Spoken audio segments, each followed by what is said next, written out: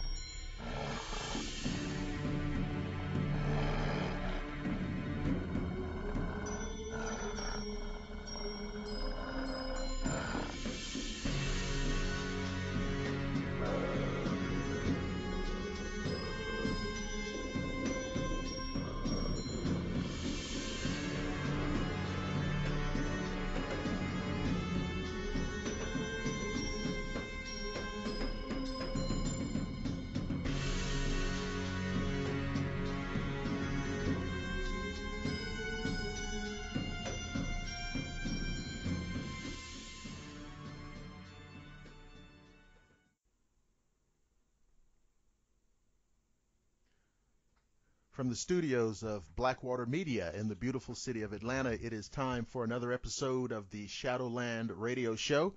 I'm your host, Dr. William Lester, and I want to welcome you to this edition of the program. As always, I'd like to open up by thanking those people who have joined in and become fans of the show. They're watching the show on various digital media, and we have a lot of new subscribers on Google and on YouTube. We have a lot of new people coming in on YouTube, and I appreciate all of the comments.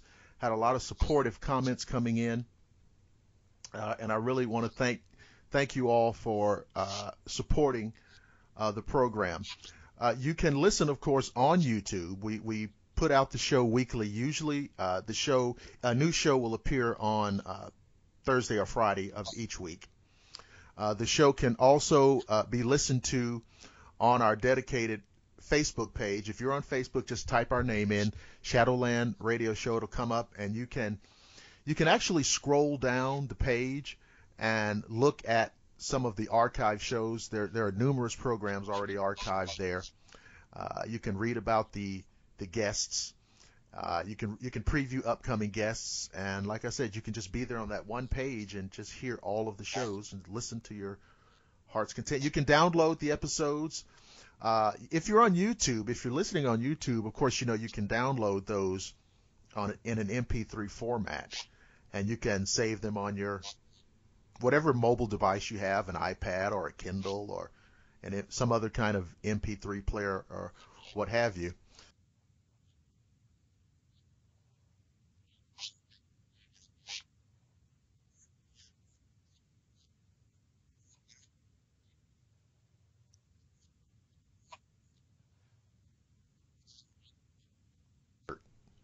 Which is now available, and when you find it on Facebook, you can just click on the link. If you click on the link, it takes you to a place where you can get the T-shirt. I think it goes all the way. It goes from small to like 3X for you supersized people. We want everybody to get one, and it's a cool little T-shirt, and it's got the show logo, and it's got there's an alien on there. There's a Bigfoot.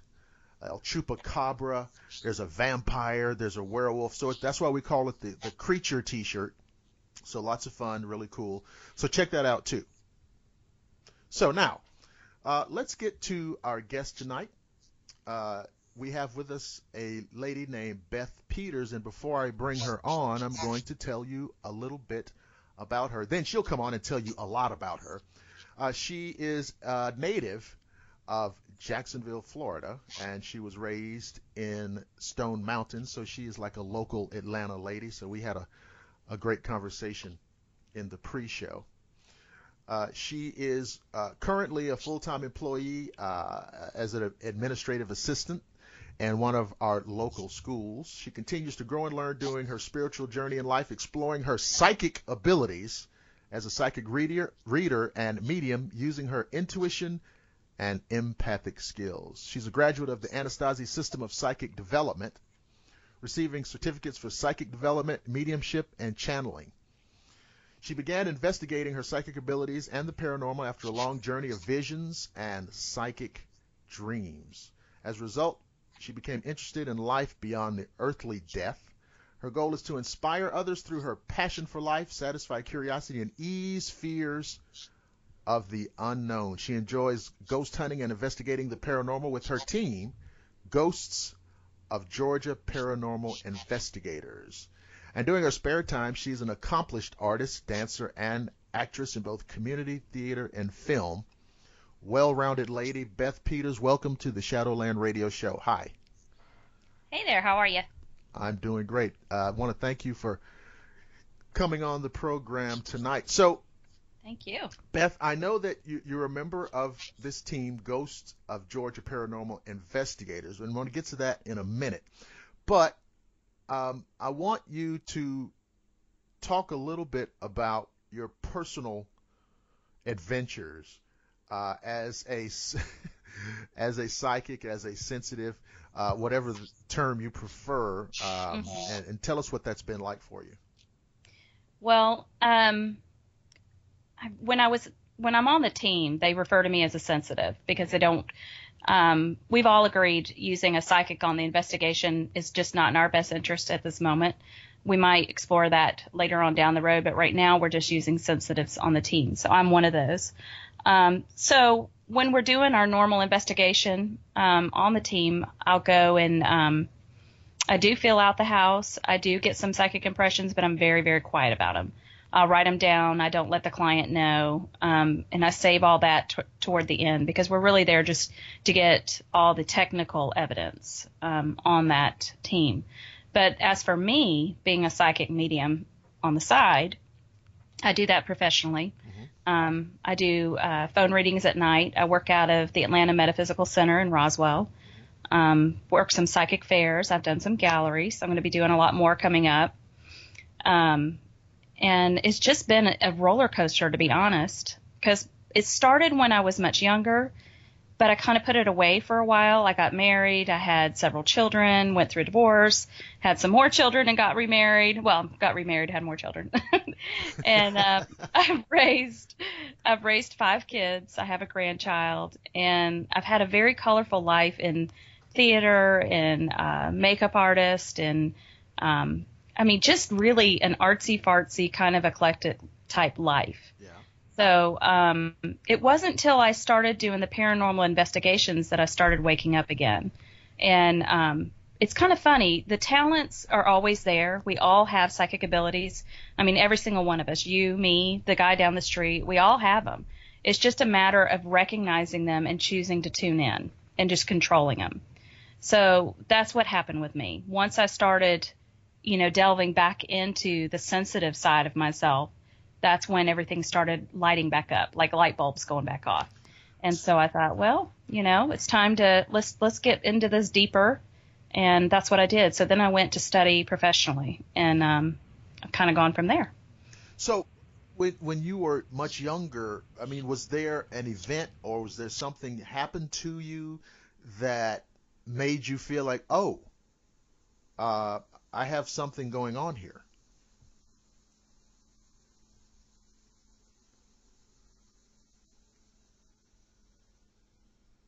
Victor for the day, the next day, or within the week. They could be good, bad, ugly, whichever. When I was younger, I didn't have the ability to control so much what I wanted to dream about. Now, as I'm older, I choose to be more in the light, and I don't care to have the darkness. Mm-hmm. So I think I control that a little bit better. I'm a little protected now, or I try to be. So I try not to see the dark stuff, but as a child, I saw a lot of dark stuff. I saw a lot of things that scared me. I had repeated dreams of fires and just some really horrible things that would happen on the news the next day. Same thing with friends. And the other ability that I noticed that I thought was normal, but evidently it wasn't, was I was able to read friends and people. Like, I knew what kind of character they were by the time they said hello. So I made my decision very quickly whether I wanted to be friends with them or I didn't. And it, it wasn't, I used to have the reputation that I was stuck up, or aloof, or a loner. But really what it was is I had read them the minute they came up and walked up to me, and I just figured either they were worth my time or they weren't. But I didn't realize that wasn't normal. So, anyway, I've learned to behave a little bit better as an adult and not do that so much. But I mean, even and see, here's the thing. I mean, you.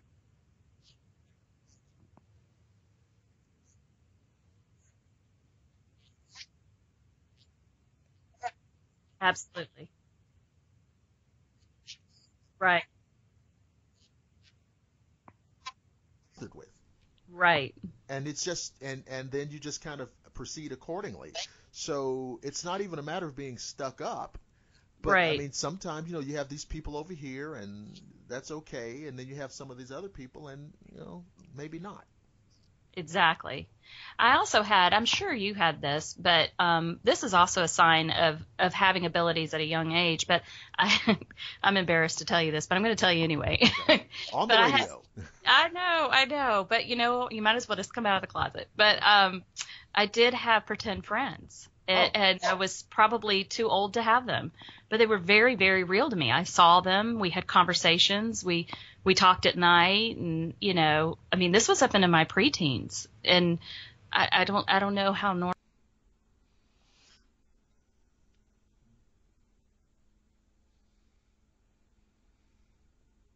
Okay, so that was my next question. So you feel now that you're looking back on it that it was not imaginary. Absolutely. No, definitely not. Okay. It definitely not. Because now that I do paranormal investigations, I can tell you that they were intelligent, because they would move things in my room, and they would pull down the covers, and they would, open the window, which, I mean, just weird stuff that I thought was, oh, thanks. And I would pretend with it, thinking that was, part of my pretend friend thing. But it really wasn't. It was probably very paranormal. So these were, for lack of a better word, these were ghosts. Yeah, I mean, if that's the term we're going to use, yeah, they were ghosts. But they had an intimate relationship with me. We had a friendship. So I haven't talked to any of these spirits since. I don't know who they were, but I had several growing up as a child. It's funny because to me, people who do research into, and I'm not just going to say paranormal, I'm going to say all unexplained mysteries, encompass the two most relevant questions, I think. The two questions that, really, if you sit down, these are just really the two big questions. Number one, is there other life in the universe? Mm-hmm. Number two, is there life after death? Mm-hmm. Those two questions can almost bookend the sum total of human existence. Absolutely. Okay? Yes. If you think about it. And then you question it. Exactly. I mean, it bookends the sum total of our existence. We want to know the answer to those questions. Now, of course, I think to answer the first, nobody has to die to answer the first question. Right. We just have to find out. Right. Some would say that there's sufficient evidence of the second question coming from people like you. Absolutely. So yes. those are the two things. So your area really is more toward the second question. So 100%. 100%. So yes, so that's where I was going. So as far as you're concerned, from what you've seen, felt, experienced, sensed, what have you, you are comfortable concluding that there is an existence for human beings beyond the physical body. Okay.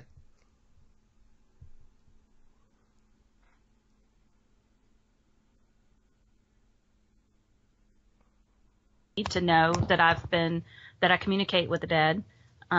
we all have this ability. It's just, like I said, it's whether or not you choose to really kind of hone in on it and know what it feels like and know when you're hearing in your mind's voice, in your mind's eye, if you're really hearing an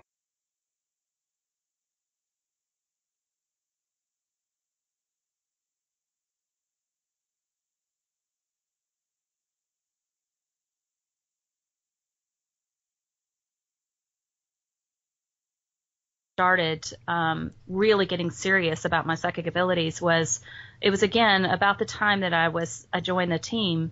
My father had passed away about 6 years before that. Okay. He was 56 when he died, and we did not have much of a relationship. He lived in Jacksonville, and he was an accomplished artist.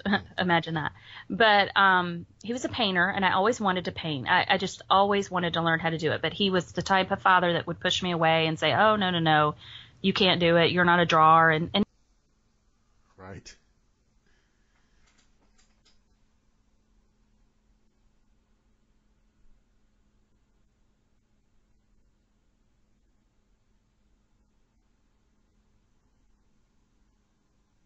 I mean, I can't even explain to you how pure it was, but I could smell and feel the texture of the paint in my head and the paintbrushes moving the paint. I'm like, what is this all about? But I listened. I didn't know where it came from. And I went to Michael's and I got some paint, some paintbrushes, and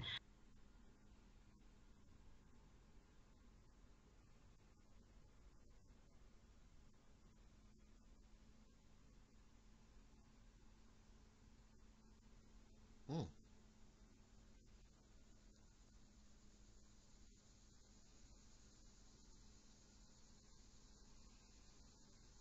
Right.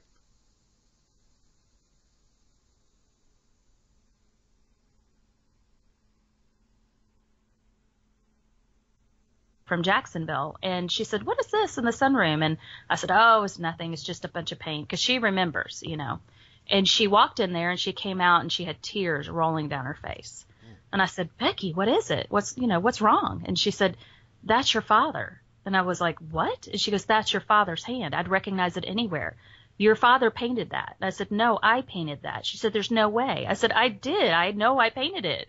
And she said, "I don't know how to explain this to you, but that is your father." So that's when I figured out, wow.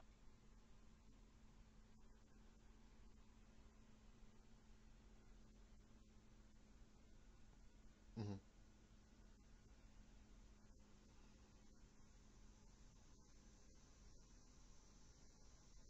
Trees, right? And I said, "Yeah." And he goes, "Well, I'm going to teach you." And so we started painting trees. And now we have a better relationship than we ever did, life after death. So that's my example. Wow.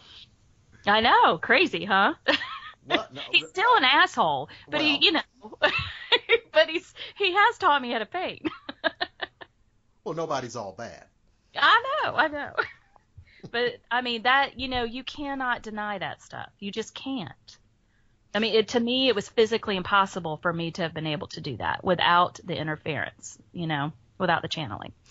I asked another guest this question, and because I see a lot of, we live in a technological age now, Right. and you see some technology being used in the areas of paranormal research, Yes. right?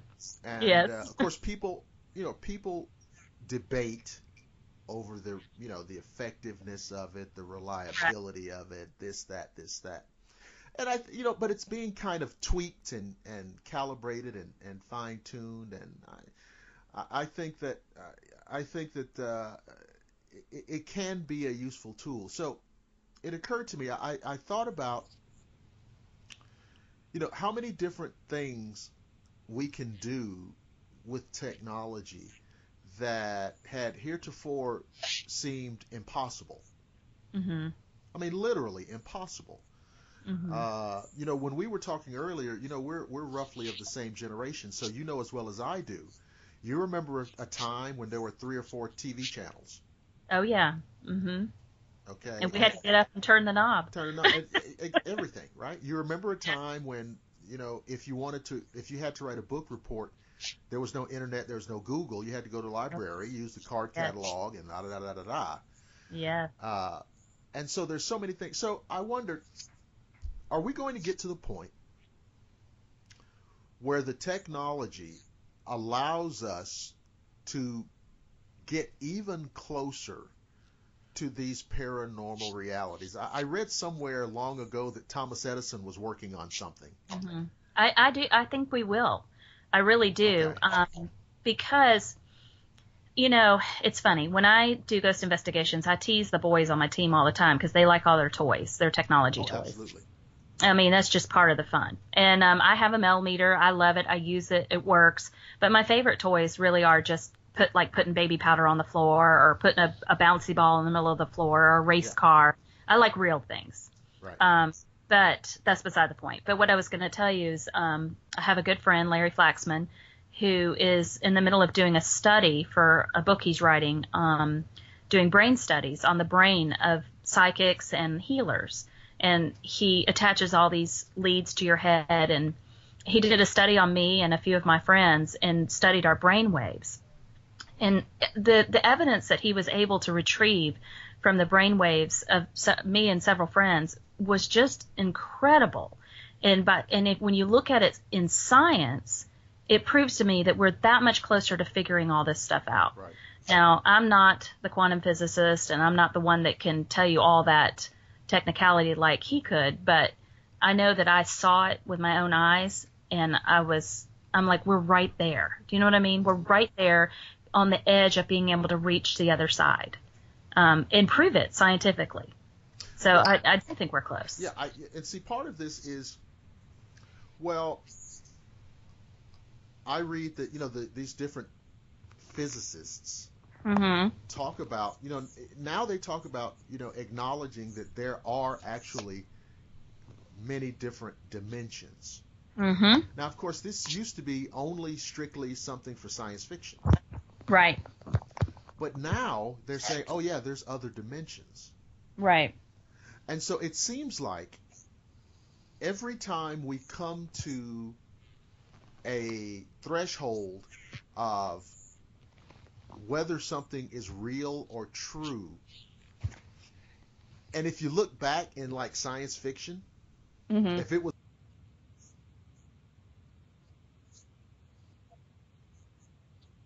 That's true. That is ironic, but you're right.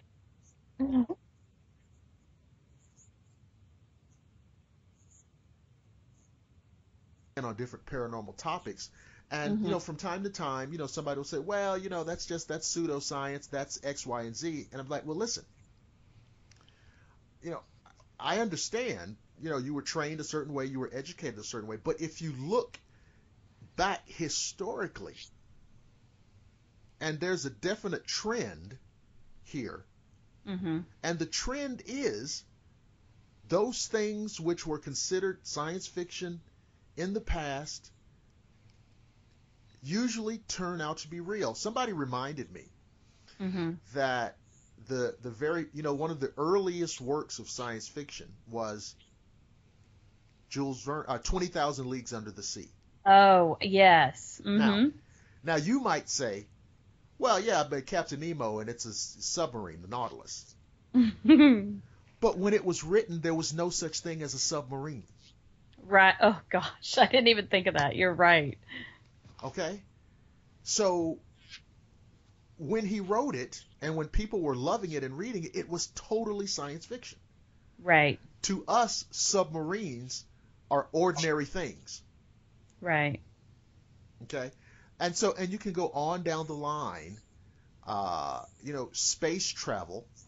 Well, in the 20s and 30s and 40s, when kids were reading, I don't know, Buck Rogers, and, stuff like that, Flash Gordon, space travel was not real. Right. And all of these kind of things. And of course, it is real. I'm still waiting on my Jetsons car, though. I really want a Jetsons car. Well, that's funny you brought that up, because like, you're right. And like, so the Jetsons was, originated during the 1960s.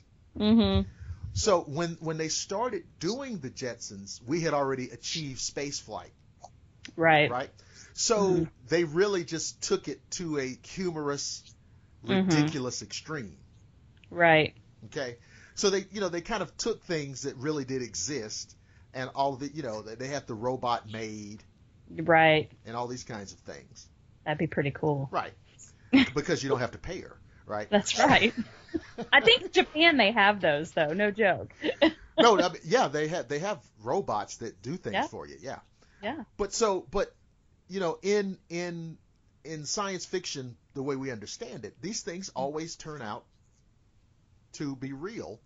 And right. I think maybe that's because the science fiction inspires people to invent things and go into scientific fields and what have you. Right. Pursue it. Right. One of the most fascinating movies I saw not too long ago, I'm sure you did too, was Avatar. Right. And that movie to me was just so right there on the edge. You know what I mean? And there's so much of that is being studied for real right now. Oh yeah. And I think about when he wrote that movie, how much knowledge does he really have? What kind of edge does he have when it comes to that? So people say the same thing about the late Gene Roddenberry. Mm-hmm. And how, if you think that Star Trek was, quote, just a TV show. Right. It's almost like, and I know this sounds kind of esoteric, but it's almost like some of these creative people tap into something. Absolutely. Yes. Absolutely. Right? And they tap into something, and they create it, and they present it. It's presented to us, in the entertainment media, TV shows, movies, what have you. Right. But they tap into something, and then by extension, those things resonate with us. Yes. Because I think that there's, on a certain level, we see the truth in it, we see the reality of it. Yes, and so we just go with it, right? And I think that's what you're talking about. Now, and here's the other thing too. Just like teleporting. I mean, I know I probably sound like a total goofball here, but I know. No. And I mean, that resonates with us because we know. Well, it's funny. I read an article about this. Some scientific article about the science behind the transporter. Beam me up. That kind of thing. So everybody, I think most people who know what we're talking about, they know that the concept is when they beam around, beam up, beam down, they break down a person's molecular structure. Right. And then reassemble it in another location. That's the layman's version of it. Right. And in this particular article, they were saying, okay, well, here's the thing. That part of it is the easy part. And based on what we know now. And now don't you you better believe that that's something that people somewhere have been experimenting on. Oh, absolutely. Yeah. But the problem that exists for that technology, apparently, is that, for example, in Star Trek, when they do that, the person's molecular information, all of the information that makes up a human being is quite extensive. And that information is stored in some kind of computer that they have. And the computer takes it and then reassembles it elsewhere. All right. Now, the problem that they stated in this article is that we don't have anywhere near that kind of computer that could contain the amount of data that is in one individual. Right. And the amount of storage capacity and the amount of time. And the article said something like, to store the information of one complete human being, it would take our most sophisticated computer 100,000 years to process. Now, okay, that sounds staggering. But you and I both know that the laptop that you use, or the digital device, the one laptop has more capability than all of the computers that were used during the Second World War put together. Oh, yes, yes. Your iPhone has more computing power than all of the computers that they used to land on the moon. Right. So if you think those guys weren't brave, I know. Can you imagine? Oh. okay. So the idea that we can't do it right now is really unimportant. Right. Somebody's going to do it somewhere down the line. And Oh, I think somebody's going to develop a technology to say that thing over there in the corner is a ghost. right. And let me show it to you. Here it is. Here is what it's made of. Here is, the composition of it is, whatever it is it's made of. Mm-hmm. And I don't want to sit here and try to be, armchair scientist guy. Mm-hmm. But I would not be surprised if it's got something to do with electromagnetic energy. I agree. Yes. There's something about that. There's something that keeps coming up about electromagnetism. And I don't want to go too far afield, but it keeps coming up again and again when people talk about things like time travel. Right. They talk about, gravity and electromagnetic this and electromagnetic that and how it affects time and space. I hear people talking about that when they talk about the suspected propulsion system of UFOs. And because I suspect that if somebody can do interstellar travel, that's got something to do with it. Right. And right. you see what I'm saying? And I just feel like we I will think get we're to that on point. the edge. I really do. I think in our lifetime. Oh, yeah. I think we're going to see this in our lifetime. We're going to get answers. Well, think about this, Beth. Remember the Wright brothers did their successful flight in 1903. Mm-hmm. Okay. We land on the moon in 1969. Mm-hmm. That's only 66 years. That's true. So we went from the Wright brothers to Neil Armstrong in 66 years. That's one person's lifetime. True. That's less than a lifetime, really. From barely getting off the ground to landing a man 250,000 miles out in space. No joke. And like you said, our 3-channel TV, our telephone with a cord, and we didn't have computers. I had typing class. Yeah, high school they had typing class, and it was a nightmare. On the electric typewriter, right? And look, just in our lifetime, in our young adult years, what has been accomplished? It's huge. The number, you're right, and I think about sitting there in the ninth grades plucking away on that IBM Selectric. Yep. Only class an A in. Using the had a big one of those big jars of whiteout. Yes. It's like I didn't know it came in a gallon jug, And now, but I'll tell you, but it's funny because it's interesting because we learned how to type. We had typing classes. It was really no big deal to switch over to a computer keyboard. No, it wasn't. I mean, we learned typing right away. And yeah, exactly. That's one of my home skills that I'll have for the rest of my life. But my children don't know how to type on a computer with 2 hands. Oh, so they just take the finger and just.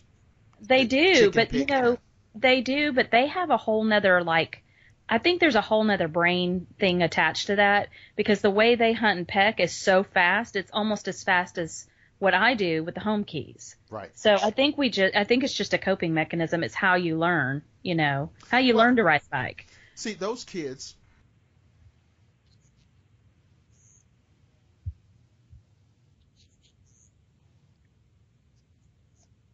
Mm-hmm.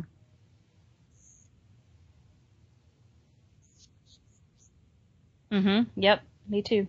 And then our second television, the second television was one of these little kitchen televisions. My mom had a little black and white Magnavox or something. And so my mom has it in the kitchen, watching, As the World Turns. Yes. Okay. Little black and white. And so, we have 2 TVs. Yes, I remember that was so much fun. Right. And so, and now now I know that there's some listeners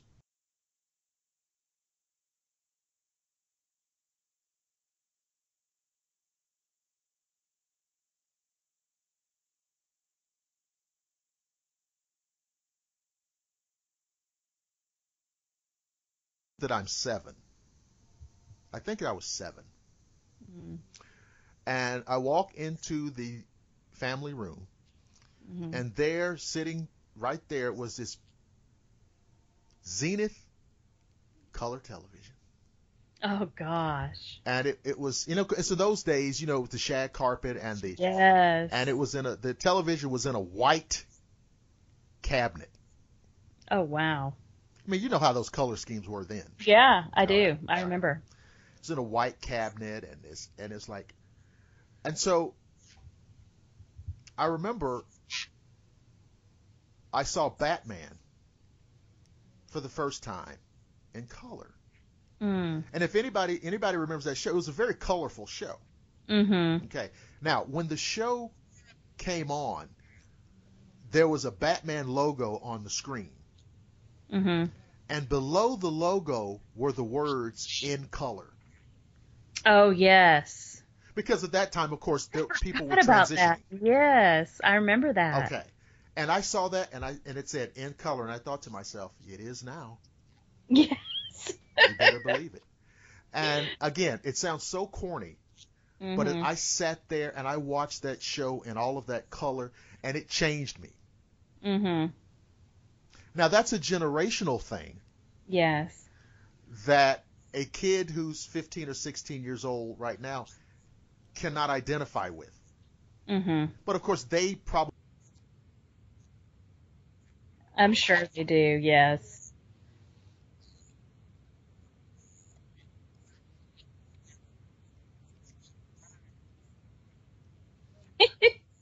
Updating yourself. No, just kidding. Telling everybody what a wretched fossil I am. Well, I'm still young enough to think that stuff is cool. So don't get it twisted. Yeah. But no, with the paranormal realities, I do feel like the technology will allow us to make fewer of these things controversial. Well, when we have intelligent conversations or intelligent communication on our paranormal investigations, we like to have 3 different types of instruments that are going off. We call them going off all at the same time. So we might have a Mel meter going off. We may have a K2 meter going off, and we might have a flashlight flashing all at the same time. This was the case when we did Hale's Bar in Tennessee. It was an old water plant. And we were communicating with a little girl by the water plant, right there by the water. And as she was talking, she was using all the instruments to talk. Now, when I say as she was talking, I was relaying it because, of course, it was in my head. Do you know what I'm saying? So I was telling everybody what she was saying. But she was using the instruments to prove that she was there. So as she would talk, all of them would go off at the same time, or the flashlight would blink at the same time. And we'd even ask her to relay numbers back, like, how old are you? And she would blink the flashlight how many times, how old she was. And we'd ask her how many are in the room with her, and she would flash the light and flash the K2 meter, how many people were in the room. And, so when I say that, and then, of course, the batteries were drained so quickly. So, she was using the batteries she was using that for energy. So, you're talking about this electromagnetic field, and we're talking about the energy drain. But that's what she used to manifest her reality. So everybody there could witness that it wasn't just in Beth's head, but it was also that it's real. But here's what that proves, that she was using those batteries for Here's what that proves. It's not magic. Right. That's not right. It's not some kind of inexplicable, arbitrary hocus pocus that's happening. Right. If she's using those batteries for energy, she needs energy. Yep. Absolutely. And so whatever it is she's doing falls into the normal laws of the universe. Right. Water, too. Have you noticed they can use water? No, tell me about that. A lot of times communication is very well established near a body of water. And I don't understand it. I'm sure other people that know the science behind it could tell you. But somehow that for some reason just is, I guess they use the water as energy. I'm not sure, but the communication is used very easily near water. Now, and Big again, Bob. here, I want to be careful here about trying to be the armchair scientist. Mm-hmm. But my understanding is that, okay, so we know what water is, H2O, Mm-hmm. right? Right. All right. Now, my understanding is that hydrogen and oxygen are two. Now, there's a short list, but they are two of the most plentiful elements in the universe. In other words, these elements are everywhere. Right. That means they must be important. Right. There must be something about them. There must be some property. There has to be. Right. That makes them a viable whatever. Mm-hmm. And this could be, somehow a potential source of energy whenever you have water, like you say, a river or a lake. Mm-hmm. It's a lot of water. Mm-hmm. Maybe it's a lot of energy. I don't know. I mean, but there may be something there. Well, actually, how do you explain dowsing rods and water sticks, that bend when you get near water? We use dowsing rods to find water the same way we use them to find spirits. I mean, we've communicated on the team with dowsing rods in the same way. So, there's something to it. I don't understand it. I wish I did, but there's something to it. Maybe, and again, I don't want to go too far afield, but I think it may be, tangentially related. Mm-hmm. Even before Christianity, Mm-hmm. there was a concept of baptism. Right. And the mystical property Mm-hmm. of being being anointed or bathed or being, doused with water. Yes, absolutely. Yep. And so this may be, that may be a kind of mystical, theological brand of what we're talking about. Right. In other words, there may be something real that we kind of encoded into our various traditions.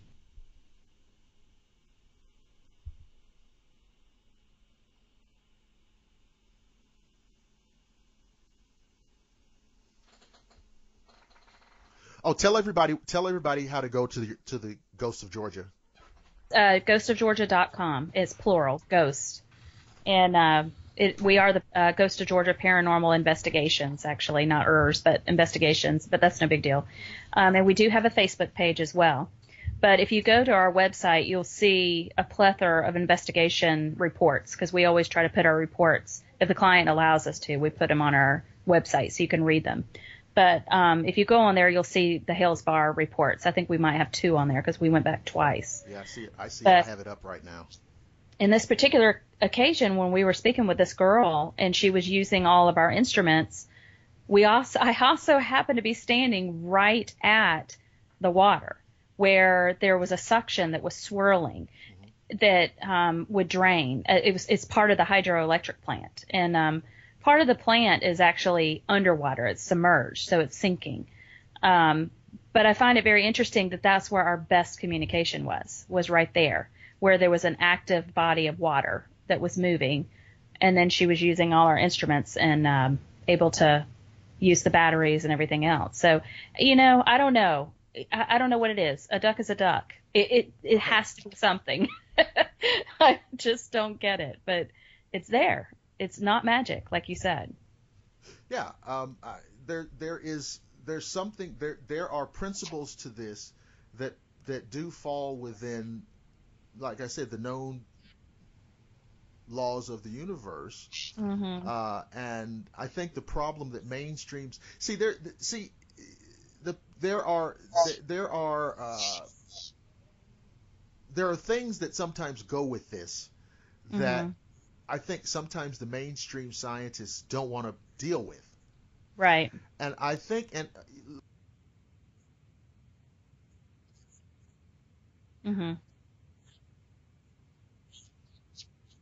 Mm-hmm. Yes. Mm-hmm. Is that when you start talking about paranormal, Mm-hmm. there are people who cannot separate that reality from whatever their belief system is. Yes, their doctrine. Yes. Okay? And that's probably just human nature. Right. Now, it can be challenging Mm-hmm. when you're trying to get at the true nature of something. You know, what something really is at its core Mm-hmm. when belief systems are at work. Mm-hmm. Okay? It puts a halt at things. It really well, puts yeah, well, okay, a well, fix I'm on glad you said it. All right. it. Yes. Well, and it's true. And I mean, people.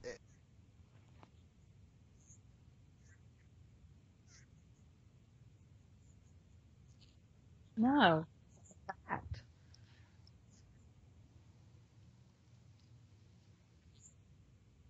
Mm-hmm. May or may not be true to any given degree, Right.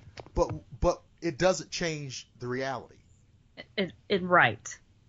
Right. So that I've often used this ridiculous analogy. I can believe that today is Christmas Day, and I can believe it with all my heart, but that doesn't make it Christmas Day. Whatever day it exists independently of what I think. Right. And Well, I mean, I'm go sorry, ahead. go ahead. I was just going to say we have proof of life out there outside of our planet too, and it doesn't matter what religion you follow. Yeah. We have that proof. I mean, it's there. Well, you hear people say all the time, "Well, I don't believe." Right.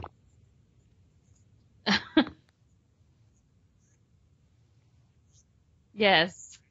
Right. Okay.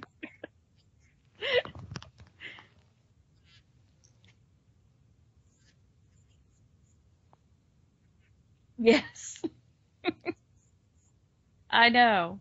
And I've had people tell me, how can you communicate with the dead? You're not God. I'm like, you're right. I'm not God, and neither is your relative that's dead. But somehow we're talking. So you tell me. Yeah. Mhm.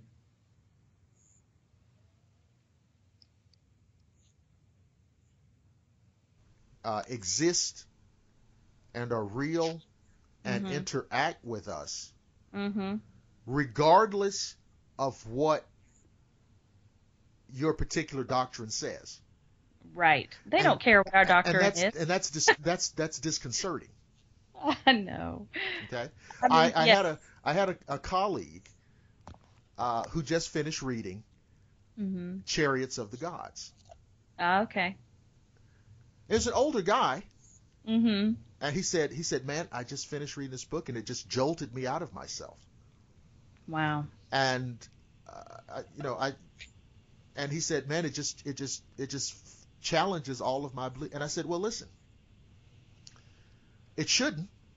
Mhm. It shouldn't, uh, because if the basic premise, and of course, I know you know this, but for any of you guys who don't know what we're talking about, there's a book published 1968 by Eric von Däniken, which basically proposed the theory, what they call the ancient astronaut theory, what has been popularized today on the show Ancient Aliens. Mhm. That's the basic premise of it, and that these interactions between extraterrestrials in antiquity influenced the development of our civilization and our various religions. Right. That's the basic premise of it. All right. And if any of that is true, it's far more fascinating than it is disconcerting. Right. So what I would say is, let's look and see if this is true, Mhm. and what we can take away from it and what we can learn from it, because it's fantastic. I mean, Yeah. it answers a lot of questions. This is why this is that way. This is why this is that Right. way. Let's just learn. Let's You just can learn take from it it. with a grain of salt, but Right. learn. Well, Yeah. because ultimately that theory is either true or it isn't. Right. There some parts of it are true, some parts of it are speculation, but it's either true or it's not. Right. But not because I believe it to be, but because it is. Right. And so I know. Mm-hmm. It's.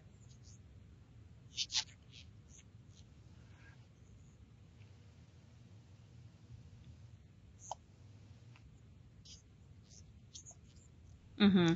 And they say, we are the so-and-so team. Mm-hmm. And on their homepage, there's a big crucifix. And it's just, and it's like, okay, I understand that, because they just decided to kind of incorporate that. That's fine. But, yes. But see, now you're coloring everything. Right. Exactly. What you're saying is, yes, we know that the paranormal is real because it's undeniable. Exactly. And there is no dogma attached to it. There is no. We're going to approach it through our group theology. Oh, gosh. And then that's when you get into the thing where everything that they find is the devil. I know. I've been around those. It's exhausting. It's just quite exhausting. So I'm not just talking to a vacuum. You know what I'm talking about? Oh gosh, no. Okay. I've been around them. And that is, and of course that's a way. That's a way of, and I think it's psychological. That's a way of maintaining this kind of theological stream of consciousness. At the same time being contemporary and provocative, because you're into the paranormal. Exactly. It's a way for them to hook into their dogma, their organized religion, when they can hook into that and make a reason for what they're doing. Well, it's just like I saw some guy on television. I can't remember his name, but I just remember, I don't remember the guy's name, but my immediate sense of that, this guy was a lunatic. Mm-hmm. And he was railing on about, of course, yes, UFOs are real. It's Satan. Oh, God, I know. I've been told that myself, that I'm talking like, spirits, but it's Satan. What? It's Satan. So you mean to tell me that the father of lies, the prince of darkness, needs a ship to get here from Zeta Reticuli? I know. But here's what that is.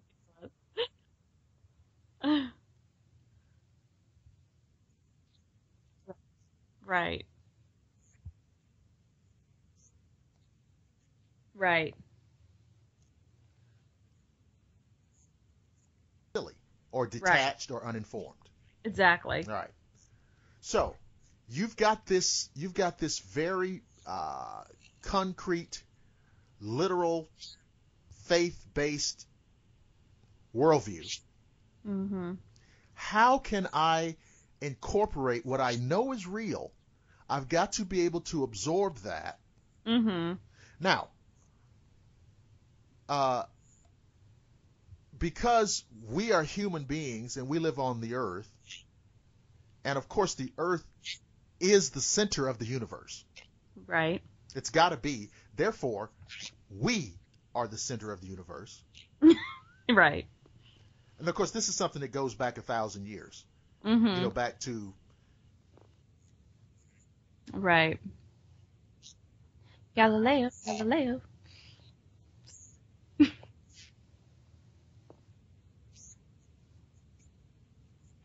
Mm-hmm.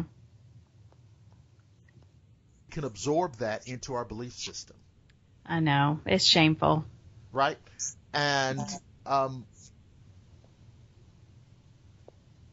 I think people certainly have a right to those thoughts, but it doesn't help anything.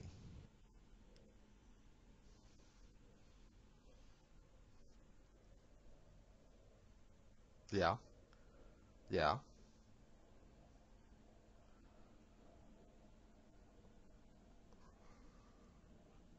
We'll go down the list. And of course, there's no way I could know. And they're like crying and they're like, yes, that's my dad. I'm like, do you really, really think the devil is going to disguise himself as your father? I mean, really think about this. Does this really make sense to you? And before long, I don't know what transpires because when we're in channel, it goes much deeper than that. But Sure. before long, they realize how silly that is. I mean, it's just ridiculous. Well, it's easier to say, but see, it's easier to say it's the devil because that makes everything, and it's an easy answer to a complicated question. Right, because they don't want to take the time to figure out what makes sense. I guess to them, it wouldn't make sense that there actually is life after death, that there actually is communication with spirits that have crossed over. And I mean, and is there a death? That's a whole nother argument. Do we really die? Yes, we suffer a physical death. Our body goes and decomposes, but our spirit doesn't. Our soul doesn't, obviously, because I'm communicating with it.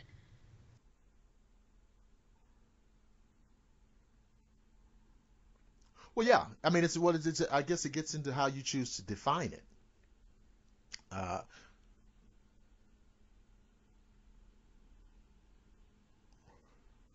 We'll have some kind of answer, so there can be some proof to this. And paranormal investigating won't just be about discovering what ghosts are in a house, but actually who is there and how can we help them, that type. Where, because of the internet mostly, Mm-hmm. and I've said this before, the internet has spawned an entirely new demographic of people called the armchair expert. Mm-hmm. Okay. So I love that term. I love it. I'm going to use that. But that's what that's what it is. I mean, I see people all the time.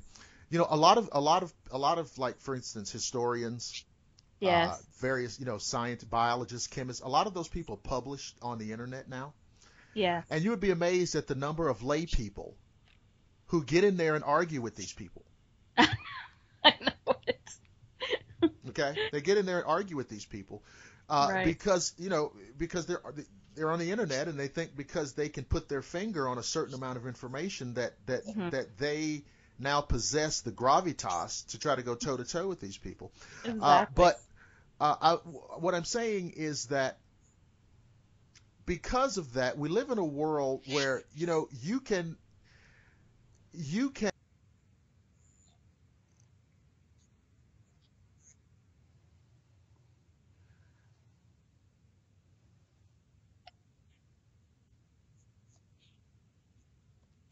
Mm-hmm. That's where we are, and it makes it very difficult when you're in the business of trying to research and establish objective reality in a particular field. Okay, now aside from these armchair experts, you also have these professional devil's advocates. Yes, that's a good term too.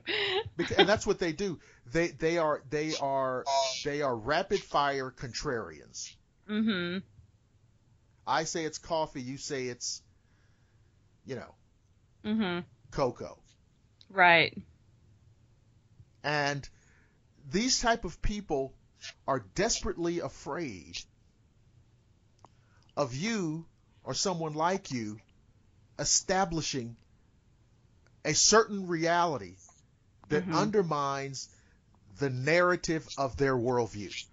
Right. So if I am demonstrating the reality, for example, hot button issue, climate change, and I'm a climatologist, or I'm a meteorologist, or I'm a geologist. In other words, if I'm somebody who ought to know, I have to spend time talking to people who don't know what I'm talking about. I know. Exactly. I know what you're saying. And that's why, and again, I'm not going to turn this into a climate change thing, but somebody asked me recently about that. What do you think about the climate? And I said, listen, the only people arguing about climate change is the media. Exactly. Right. Because they created this false reality, this false neutrality of pro and con. It's make believe. Right. There's no real debate. Right. Except on these shows, on these talking head shows. Mm-hmm. The scientists already know what's going on. And so but this is the kind of reality that we're in. Yep. Okay? And I remember once I put something on Facebook, and it was something to the effect of, look, there's subjective reality, which is, I say, the best food in the world is fill in the blank. Right. Because that's my opinion. It's subjective reality. Right. And the next person can say, well, no, the best food in the world is X, Y, and Z. Okay, fine. Mm-hmm. But there's another kind of reality which is objective, which remains the same no matter who the observer is. Mm-hmm. Okay, so I said, for example, we know that, right, the sun is 93 million miles away from the Earth. Mm-hmm. I don't care who's looking. I don't care who's measuring. I don't care what you think about it. That's objective reality. Right. Now, do you think that there wasn't somebody out there who didn't want to chime in on that? I know. Well, the Earth is constantly moving, so that distance fluctuates. Well, this has happened since. Well, they used to think the Earth was flat too. Right. So, this has been debated. These things have been debated forever. Right. But we've become a debatable society. Everybody seems to think that they have the authority to debate whatever. Even, and like you said, even the education. The authority to debate things that aren't really debatable. Exactly. That's the problem. Duck is a duck. Right. It is what it is. Right. Like you can debate on, okay, how do we fix the economy? Okay, we can debate on that. Right. How do we fix Afghanistan? We can debate on that. Right. Because there's not a right or wrong answer. There's things we can try. There's things we can think about, play with, and what have you. Right. But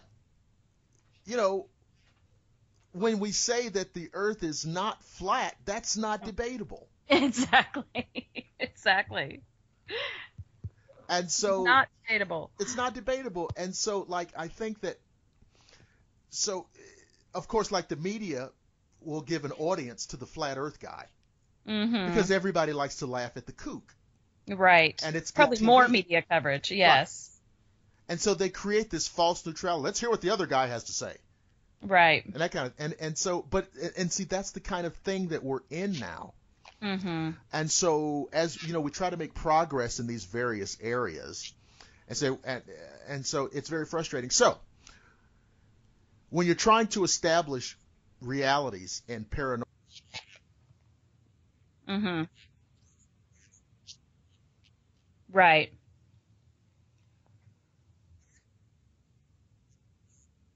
Mm-hmm. and it gets very difficult. And that is why, ultimately,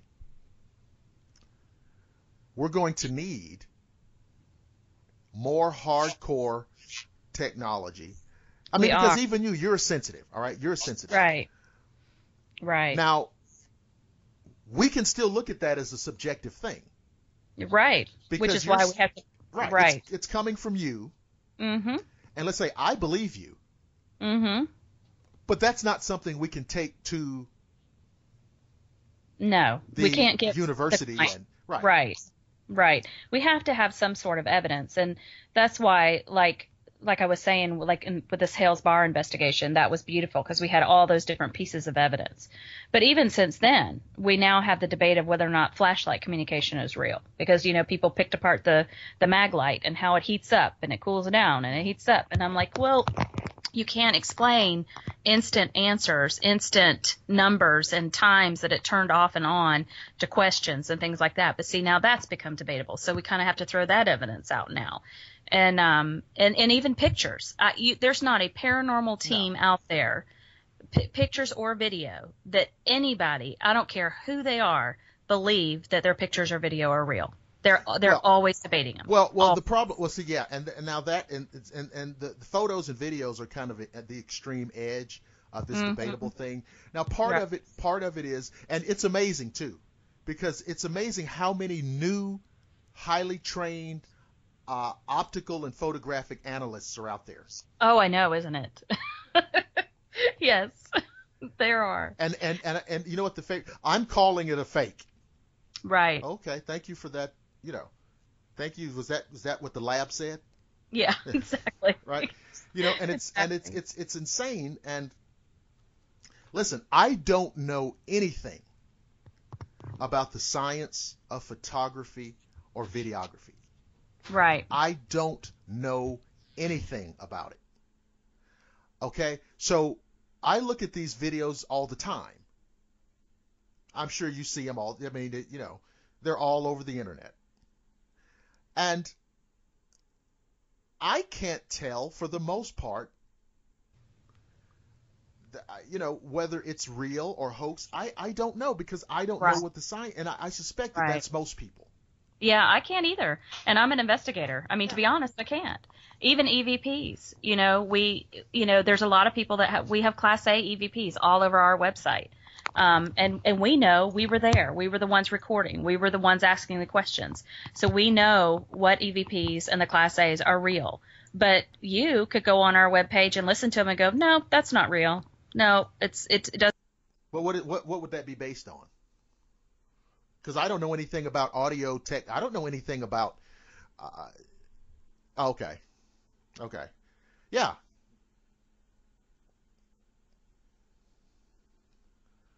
A very difficult field to be in, and to be able to. It really just turns into a personal situation between the team and the client, and whether or not the client or like you said, the Smithsonian or whoever is getting the evidence from us. It's really just comes down to faith and whether or not they believe our work. Because I'll be honest, I don't know how we can prove any of it. Yeah, I mean, and that's the thing. I mean, you know, we just live in this world where establishing. I mean, we have crazy people out there who don't accept established realities. Right, established realities. You can get into 9/11. You can get into the man walking onto the moon. There are so many things. Yeah, I know. Don't even get too started. But you see, that's all debatable. It's been debatable, and you just there's just I don't know. There's nothing unless I heard an astrophysicist. Now check that out. Oh, okay, that's a good one. Yeah. Astrophysicist. And some silly person did. Wait, I don't think we landed on the moon. It was all made up. And the guy just put his, you know, he just looked down. Mm-hmm. And he's like, you know, am I getting paid for this? Because this right. is Prove it. But he explained to the guy. He explained basically, and it wasn't. He didn't want to get too technical, but what he told him was very sensible, and explained to him, like, in 1969. Oh, we have the family pets who are making their presence felt on the Shadowland radio show. Yes. That's no problem. But he explained in 1969. He said, now look at any of the sci-fi movies that were out at that time. Things like, you know. Mm-hmm.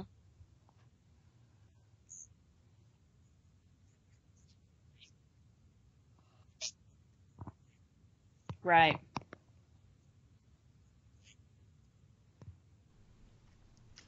If you take all of that and you calculate up what it would have taken to fake the moon landing to the extent of what you see on the what people watched on television.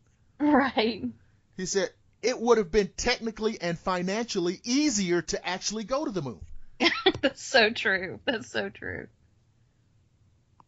So there were like 100 different reasons why it was just easier to go. You know? Right. Right. And it says on top of that, in those days, do you think the Russians or the Chinese wouldn't have used that as the biggest propaganda ever? No joke. Yeah. You think they weren't tracking it? You think they weren't? So all of these things and these type of things. So yeah, we went to the moon, and I'm sorry. I'm apologizing because we achieved that, right? Yes. Yes. And so, but these are the kind of things that you get mired down in. Mm-hmm. And it's not that there aren't things. Obviously, there are things that have happened in our history that are dubious, mm-hmm. that are questionable. But it doesn't mean that, you know, everything is a false flag. Right. Okay. Right. So anyway. Or that there's an agenda behind it. I can tell you Oh. that Ghost of Georgia, I can proudly say, is a non-denominational ghost hunting team. You mean you're not receiving funnel money from We are not. the Illuminati or No, we have no religious or political agenda. the Majestic 12 is not. None. So, None. ladies and gentlemen, these people, the Ghosts of Georgia Paranormal Investigations, are not receiving black budget money from the Pentagon. Absolutely and not. They're not hiding extraterrestrial bodies no, in not their today. hangar. Nope. So there's no, and I'm being ridiculous, of course, but that's what they. Yeah. I saw, on your group's website, Mm-hmm. I saw the ones that interested me are like the ones in a private residence. Yes. And especially because there are parts of the city, older parts. Like one of them is East Atlanta. Right. That's an old area of town, and a lot of those homes are like 100 years old. And I just found it very interesting, some of the things that came through on some of your investigations. While you didn't really get much on like video, right? You did get like some EVP things, and yes. I can't remember. I was reading about one case, and there was some case where there was something about some witchcraft in some part of the house. I said, whoa. Was that the East Atlanta? Do you remember that? That one, we've actually had a couple of those, where it was discovered not only there was some modern day witchcraft stuff going on, but there was actually some ancient witchcraft stuff that had been going on. And we had proof of that and evidence of that. Sometimes the homeowners will, pull out stuff they found on the property that they think is useless, but it actually is pretty pertinent to what's going on in the home. But I don't remember which particular case that was, but we have ran across that a few times. There was one, I don't remember specifically, but there was one where in the area of the house near the fireplace, there had been some witchcraft practiced. Mm-hmm. And I wondered if you guys had just found evidence of that, or was the witchcraft causing something to happen? Well, we've had both, to be honest. We've had both. Well, tell me about what happens, because now because I have a lot of people, a lot of people. Mm-hmm.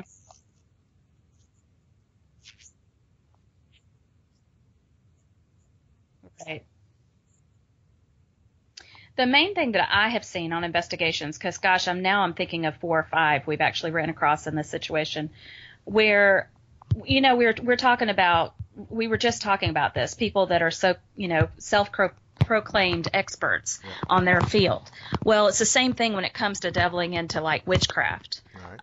Or any other type of bringing in spirits or seances or black magic or anything like that. I'm not the expert on any of that myself. Therefore, I choose not to dive into it because I don't want to mess around with it, to be honest. Okay. And what we have found is that sometimes when there's paranormal activity in a home and it's not the kind that I would say is of the light, like it feels dark. Do you know what I mean? I don't have really any other proof other than that it feels dark. And sometimes the EVPs we get are dark related. They just don't sound. In other words, it's not Grandpa. Doesn't sound right, yeah. And we have found that there has been some sort of, I'd say, practice or play in the area of dark magic or witchcraft, but it's been done by people that don't know what they're doing. Do you know what I'm saying? Yes. Like they think they're an expert or they're playing with it, but they really don't know what they're doing. Yeah, they're just dabbling in it. And I don't know that there is a right way to play with dark magic or witchcraft. I've never tried. But I know that if you don't know what you're doing, in history and what we have found in paranormal investigating, it equals to being no good. It equals to some pretty bad energy. And so we end up leaving the case and telling the clients and referring them to someone that can clean up the energy. We've got lots of people that we refer to these houses if they've got dark energy in their house, and we'll refer them to have the house cleaned by people that are experts in this and know what they're doing. Let's get down to cases here. Yes. Because I know people, I talk to a lot of people, and everybody's afraid to. I talk to people who say, "Oh, there are no bad spirits. It's all how you Right. perceive it, and it's all." And Right. listen, I understand that in our modern world, people don't want to use the word demon Right. because they're afraid that they'll get pulled into some kind of theological restrictions Right. or parameters that they don't want to be part of. Right. And I think that's kind of the resistance to acknowledging this kind of situation.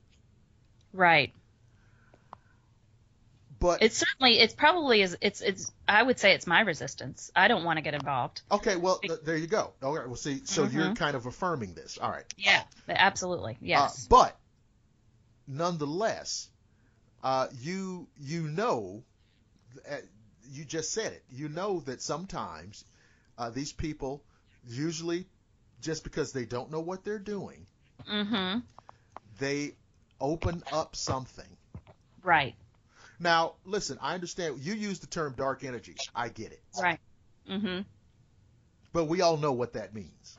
Right. Right. Okay, so let's keep it in the ballpark. All right. Yes. All right. And I know that when these things get turned loose, it's Katie, bar the door. Yeah, they wreak havoc on the home. Right. And it's not just a matter of clicking your heels and closing your eyes and trying to get back to Kansas. Right. It is not. It's much nastier. Okay. So, have you guys ever been pulled into one of these cases where it's this like, hey, I don't want anything to do with this? Yes, we have. And we've backed out. We have. We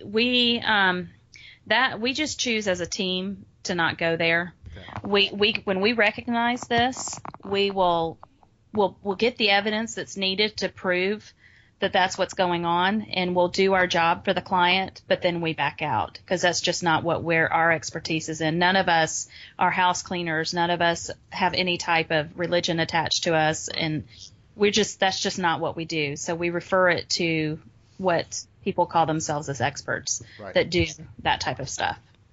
But we'll back out.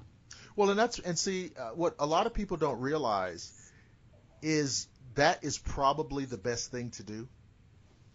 Now, if you don't think that that's the best thing to do, you've never seen what happens in these cases. Right. And a lot of my members on my team have. And what they've described to me, I've been very blessed and fortunate that I've never seen it. I've only heard about it. But I have friends on my team that have actually seen it. And it's just not something I ever want to see. Right. No, yes. It can be literally unimaginable. Right. Okay. And that's another thing about, and I would recommend this to people because, people get playful, people get curious. And, you go get a book on, well, I want to work a ritual. I want to make more money. I want a better job. I found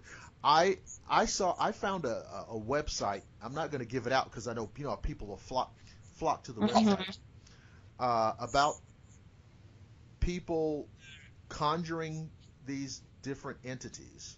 Oh gosh. For these various purposes. Right. And this, that, and what all you can do and how you do it and this. And I said, well, listen, there's probably people out there who are experienced at this, and they're probably well read and well versed at that. I said, but now this is on the internet. And any Joe Schmo can go out here now and do something. And you're not Harry Potter. You just can't draw a circle, and just kind of wave your arms around like you're, Gandalf or something. Right. And then you're going to open up something and have it into your life. And I know it sounds dramatic, but some of these things will try to kill you. Yes. Yep. And it just This is I know it sounds mm-hmm. like, a lot of drama, but literally some of these things Mm-hmm. will try to kill you. Right. And so I always lean toward discretion being the better part of valor. Right. Uh, Now, we live in Georgia, and because of that, we Mm-hmm. have a very deep history with things like the Civil War. Oh man, we've gotten some great cases with Okay, that. well, tell us about some Civil War related situations. Wow.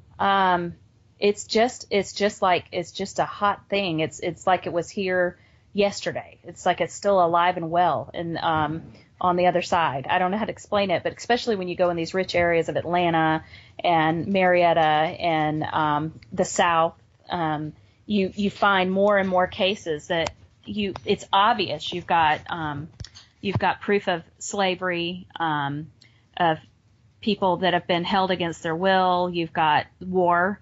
You've got soldier communication. You have, oh gosh, you name it. It's just huge. We've got EVPs with slave owners. We've gotten EVPs with, we've done Andersonville, the cemetery there. Yeah. Yes. It's incredible. And it's so, I hate to say the word appealing, but it is. It's just intriguing because you're like, wow, this is like, I know we read about it in our history books. A lot of it's being taken out of our history books, unfortunately, but we read about it and, but the proof, I mean, you're right there. The veil is so thin, like it happened yesterday. And when we're dealing with some of these paranormal investigations, like we did one in an antebellum plantation in Marietta, and you could just see it. You could feel the energy. You could feel the history in this house. You could feel where the kitchen was on the dirt floor, and you could feel where the maid would bring in the food, and where it was detached from the house. You knew where the slave quarters were in the back. You knew, and this was actually turned into a Civil War hospital after a while because it was on the highest point of Marietta on the hill, and unfortunately they would throw the bodies out the window. Oh boy! They were so fast. They were coming in so fast. The soldiers were. But you get EVPs that back this up, and you get communication to back up and give you evidence of what actually went on in this home.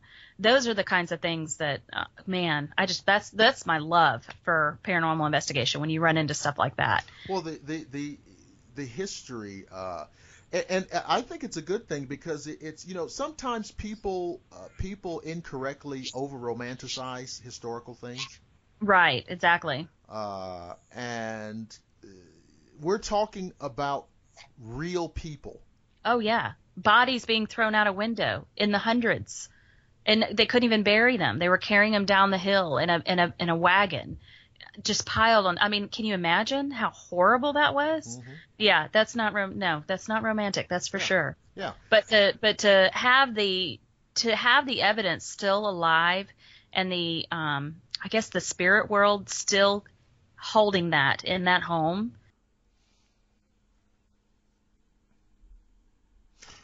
Well, there's no way that the trauma and the emotional just waterfall would not have left an imprint. Right. Exactly. There's no way it would not be the case. Right. But I on the one hand I think it's a good thing because I recently saw there's a program where they've actually had the technology to colorize like photographs from the Civil War. And if you notice, if you see any of these photographs, what immediately jumps out to you is that these just look like people you see every day. Right. They no longer look like ghosts of some forgotten, unknown era. Right. Right. They look like people you see every day. Right there. And it humanizes that whole thing. It does. It does. It doesn't make it go away. It doesn't erase it, which I'm afraid that's what's going on now. Well, I'm curious and I agree with you. What are your thoughts? Why do you think that is? I don't know, but it's detrimental that our history is being erased. I'm sure that there's a political agenda behind it. Well, yeah. Obviously.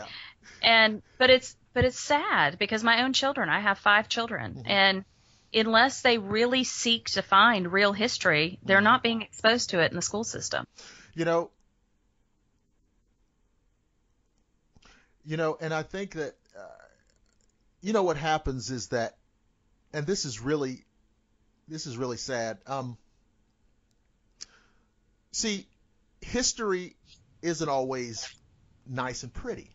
Right. So we sweep it under the rug like Right. it didn't happen. And the thing about it is it reveals things that we don't want revealed. It makes us uncomfortable.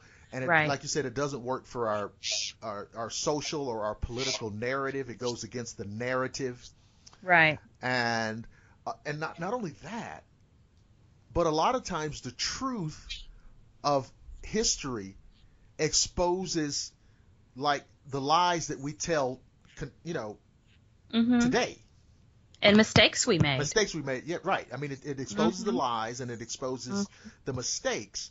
And so first we try to spin it. Now, being in the information age, of course, it's a lot more difficult to spin it because there's a lot of eyes on it, right? Right. So then you have to go to, let's just get rid of it, sweep it away. And so I think you're right. I think that does happen. Right. And I think that, but meanwhile, we have all these ghosts running around going, hello, yeah, this is what happened. Here we are. Yeah. No, exactly. Yeah, exactly. And so part of doing paranormal research actually involves learning history. It definitely does. Definitely does. So I think that's a very good point. Now, if you can find the truth, that is, if you can really find it, it does involve.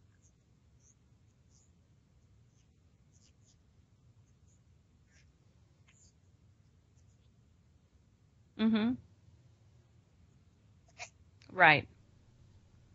things come up. Something happened 50 years ago, 100 years ago. And you're sensitive, and you pick up on something that maybe you weren't supposed to pick up on. Right. Oh, I've had that happen. See, you see? About that. That kind of thing. I've picked up on affairs. I've picked up on religious ceremonies. I've picked up on corruption on investigations. I've picked up on a lot of things I shouldn't have picked up on. Right. Yes. Makes it kind of entertaining in a way. How'd that go for you? Yeah. Exactly. How am I going to put this in the report? Exactly. So yeah. Now, you said that you do work with people as an individual. I do. On the side. And on the side, it's a secret. It's a moonlighting. Yes, I do. See, Beth is double dipping on That's right. Ghost of Georgia. So, do you want to tell people about that, or Sure.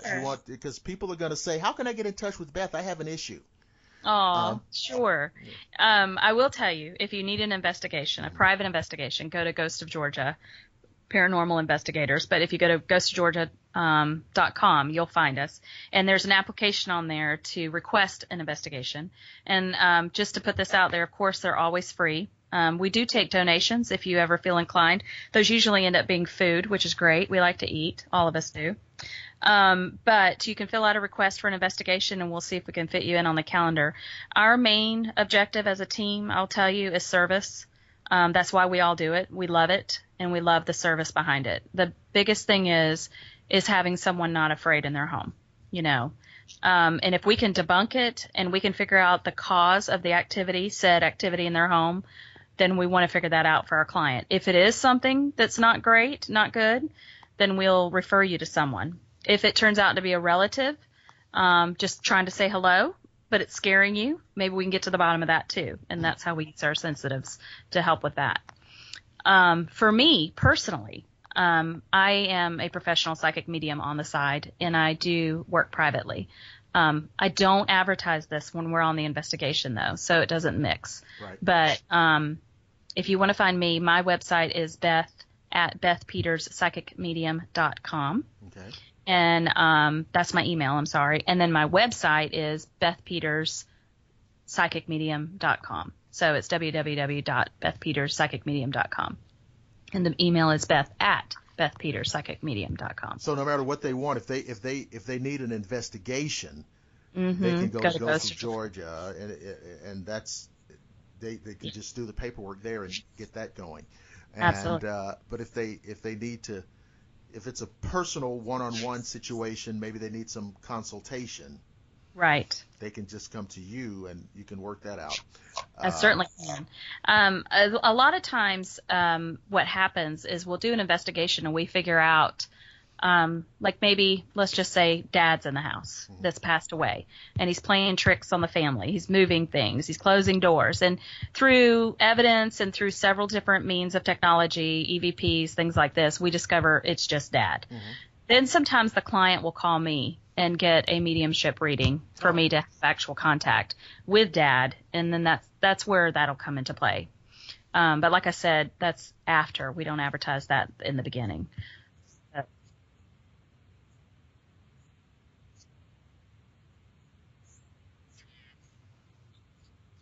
Right, exactly.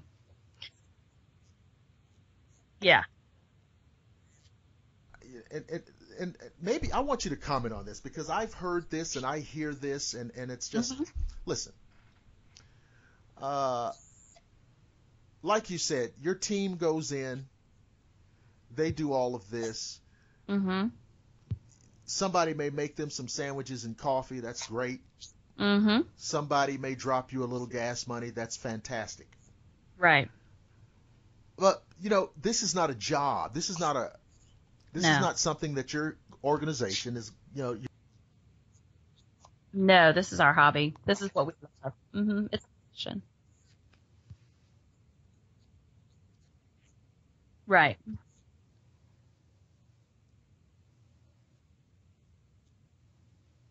somebody has abilities Mm-hmm. or gifts or talents or skills, Mm-hmm. and they use those in our capitalist system Mm-hmm. to make a little money. I can't imagine what's wrong with that. There's not a thing wrong with it. And, absolutely not.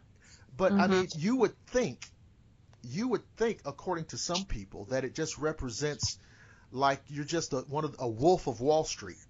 Right. Right. And people are not going to like this, but I'm sorry, because it's crazy. Right. But this idea, well, listen, my grandfather said, if you do it well, you shouldn't be doing it for free. Right. And there's nothing wrong with that. And it doesn't, this idea in the paranormal world, because, Mm-hmm. we have this, there is a paranormal community Mm-hmm. out there. This idea that you should be doing it all for free all the time, 24 hours a day, or you're up to something. Right. It's not fair, Right. and it's not right. I would And where do agree. you think that comes from? I'm interested. I haven't asked enough guests that. Where does that come from? Jealousy. Oh, ding, ding, ding, ding, ding, ding, ding. That's all it is, because they didn't think of it first. Are you suggesting? Do you dare suggest that one person is upset and envious Mm-hmm. because another person is benefiting in a certain Yes. way Absolutely. that they're not able to take advantage of? Right. I can't believe that's going on. I know. I believe that's what our world is built on. I can't believe that. Yeah, absolutely. Yes. And, there's the philosophy that service should be free, that if you're providing service, you should be poor. And that's just not the case. Well, you know what? Philosophies need people to subscribe to them, Mm-hmm. and I don't subscribe to that one. I do not. Okay? So, Because, go ahead. no. Well, in the first place, how can I serve you better by having lots of money and the resources to help you? Incentive. That's right.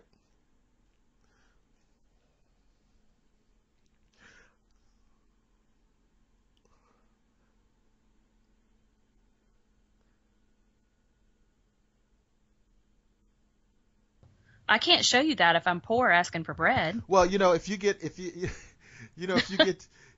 pulled in front of a judge for whatever, do you want some greasy little public defender who just graduated law school a week ago? Right. Or do you want Perry Mason? Exactly. There you go. You see. And no, and I mention that because it bugs me, and I hear it all too often. And I think you're dead on, and I think it's this simple. I think it's this simple. You have your abilities are a commodity. They are. They're a commodity, and you're capitalizing. Now, there are people. But there are people. Mm-hmm.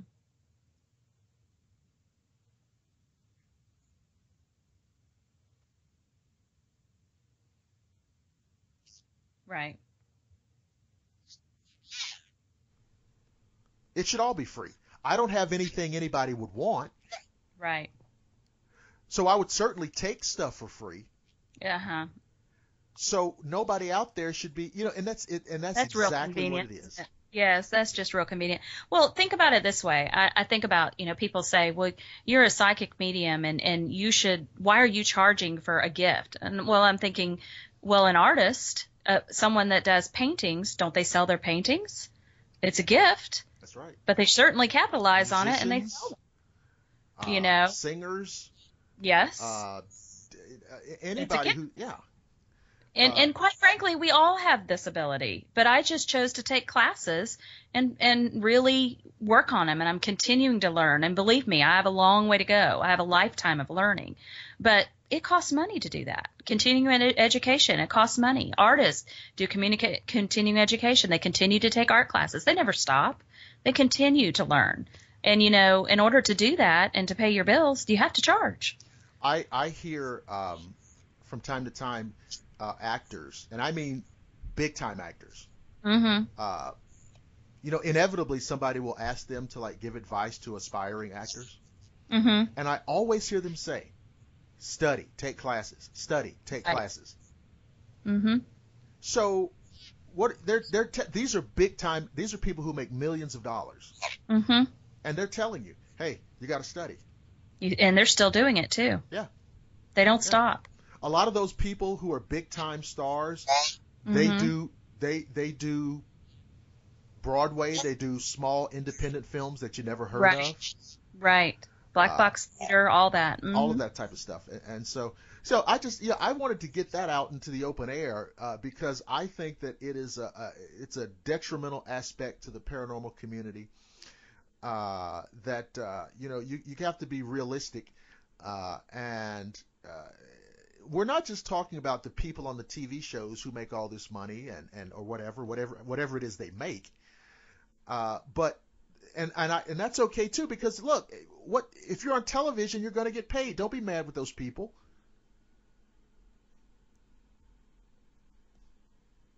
Do you think exactly if somebody asked me to be on a TV show, and here's what we're going to pay you? Mm-hmm. What kind of fool would I be to say, you know what, forget it. I'm that kind of guy. I'm altruistic. I'll do it for nothing. I don't like to eat. Right. I don't think anybody's going to give you a brownie point for that. I'm just saying.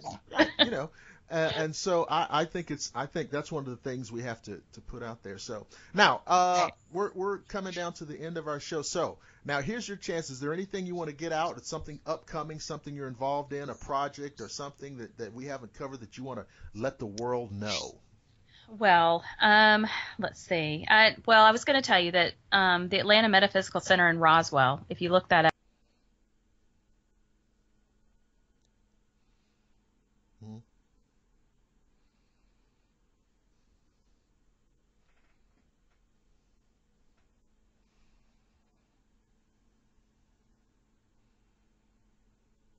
Mm-hmm.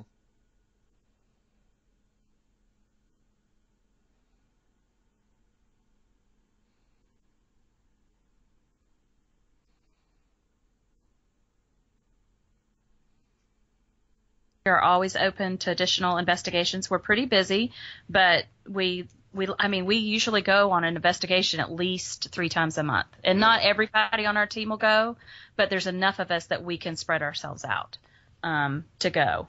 So that's about it. I don't really have any other events coming up. I wanted to say, for those people who are like in Atlanta or in driving distance, Atlanta has I think a really great tradition of the psychic fair. Yes. That goes back a long time.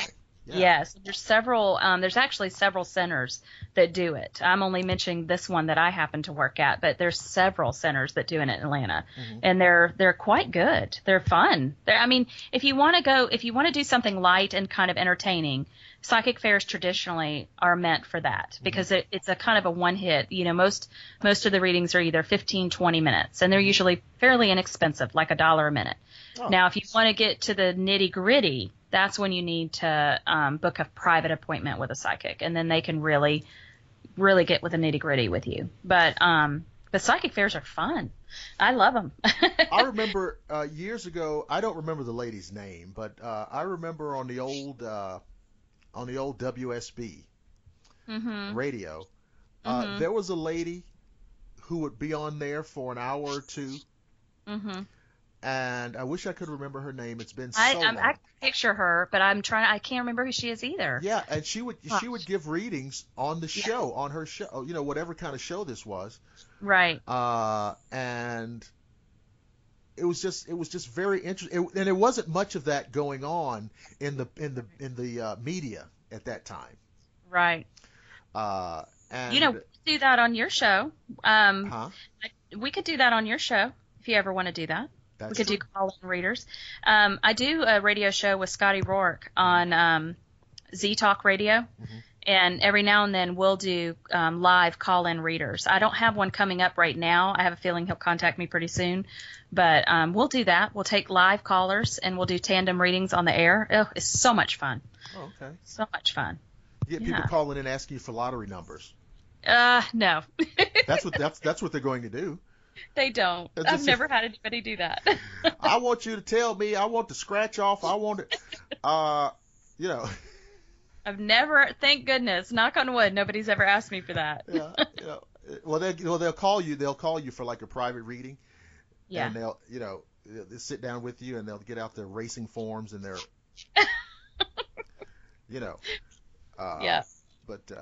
But no, that's but it is a lot of fun, and yeah, Atlanta has like a great tradition of these psychic fairs, and I've been, I don't think I've ever been to one, but I've been reading about them like since forever, so I know that they go back a long time. So, ladies and gentlemen, that's been a great show. My guest has been Beth Peters, and she is with the Ghost of Georgia Paranormal Investigations. And it's just been a fantastic show. So, how hard is it going to be for me to get you back on the show at a later date? It won't be hard at all. Okay, it's my honor. I like to calibrate. How much work is this going to be? No, it's my pleasure. I love it. You're a great person to talk to. This has been a lot of fun. Thank you. Now you heard that, ladies and gentlemen. You heard what she said. So there you have it. So. Yeah, it's been a fantastic show. Covered a lot of great topics, and I really think that the listeners will love this episode. So, ladies and gentlemen, let me remind you again of some of the things I said at the top of the show. Most of the listeners so far have been listening on YouTube, and I love my YouTube people. We've got over 16,000 views so far on YouTube, and that's growing, and I love you for that. People are subscribing. We get new subscribers daily, and also on Google. And I was just only kind of half aware that it was on Google too, because I know a lot of these things are linked. So we're getting views and comments and subscribers on Google. That's fantastic. And then we're getting people on Facebook. Everybody's on Facebook, so we're getting a lot of people listening to the show on Facebook. So wherever it is that you listen, it's fine. Just keep listening. Everything is archived. The YouTube stuff is downloadable. If you're looking at us on Facebook, again, go up there and get yourself one of the exclusive Shadowland Radio Show Creature Feature t-shirts.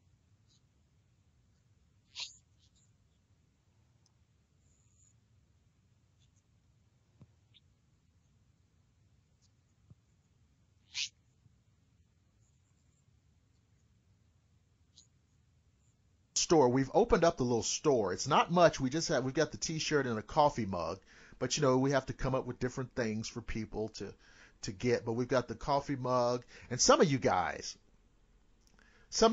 you're coffee nuts just like me. You're at your desk just like me. You got your cup. Get your Shadowland Radio Show coffee mug. Now on the coffee mug, it's the show logo with a gray alien. Oh, wow. You got the gray alien on it, so it's cool. And now look, and let me tell you something, folks, because I know what happens to you on the internet. Now look, I know people will try to sell you this funky stuff that's made in Taiwan, and they try to sell you this creepy, cheap crap that's made in Hong Kong. That stuff, and it'll melt. It'll give you leukemia, and it'll kill you, and it's just cheap junk. And it's not, and you can't put it in the dishwasher. Now, who in the world would buy a coffee mug that you can't put in the dishwasher? Okay? So that's why our coffee mug, now listen, I'm doing this is a great commercial. We have a real coffee mug. Made in America, that's right. It's dishwasher safe. Not only that, the logo is not going to come off if you use hot water. You know what I'm talking about. You've got some of that junk, and so but it's just it's a coffee mug with the gray alien show logo. T-shirt, same thing. The logo's not going to come off in the wash. It's not going to fade. It'll fade a little bit just to get funky and comfortable. You know how we like to have our T-shirts kind of be soft and broken in, right? It'll be like that. But it's not like you're going to wash it and then it's just going to be a T-shirt with nothing on it. So it's got staying power. So check that out. So, ladies and gentlemen, this has been a great show. Had a great guest, Miss Beth Peters. And I want you to remember, even though we have to sign off now, I don't want you to panic. I don't want you to stress out or flip out or freak out, because I promise I will see each and every one of you again on the flip side.